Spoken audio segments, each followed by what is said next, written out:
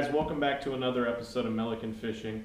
Today I'm going to share with you an extremely important tip if you have a tandem axle boat trailer or any other type of tandem axle trailer for that matter. You know, we spend a ton of time and a lot of miles on our tow vehicles and on our trailers every year, and it's absolutely inevitable. Something is going to go wrong no matter how much you keep up with your maintenance on your bearings, your tires, your frame, axles, everything like that. Things are going to go wrong. So I'll share with you something that happened to me recently. It's happened to me a few times, and there's a very easy fix for it, at least temporarily.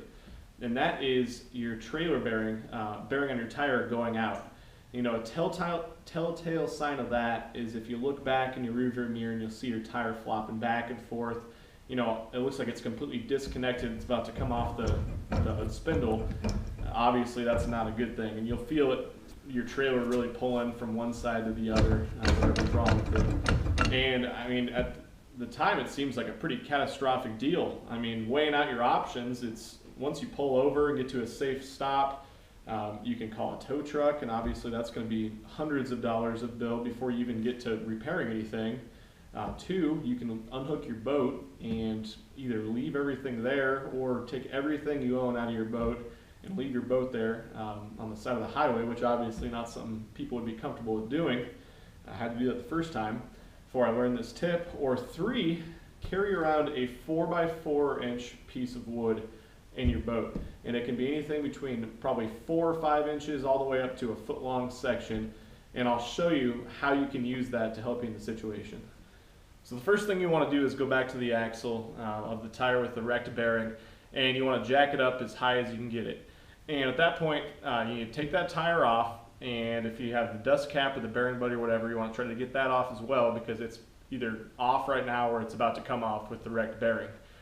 And next thing you want to do is go to the tire on the same side as the tire with the bad bearing, and make sure there's enough space in between the frame of the boat and the axle, and put that 4x4 piece of wood directly in the center, as stable as possible in between that space. And what happens is when you lower it down, that block right there prevents the back axle from sagging way down. And when it sags way down, the fender will rub real hard on that front tire or the back tire.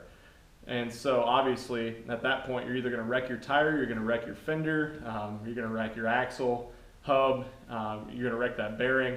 And it's just obviously not a good deal. So once you get that in between there, you can lower it back down, and at that point it should sit nice and firm right there, and it'll sag down probably a little bit lower than usual, but it still should, the fender should not be rubbing against the tire. Thanks a ton for watching the video, guys. I hope that tip can help you if you are on the road and you do have a trailer bearing go out at some point. You know, it's not something you probably want to drive on over 45, 50 miles an hour, especially if it's not good road conditions. But it definitely can save you and get you within another half hour, 45 minutes, hour to whatever destination so you can get your trailer fixed. Thanks for watching, guys.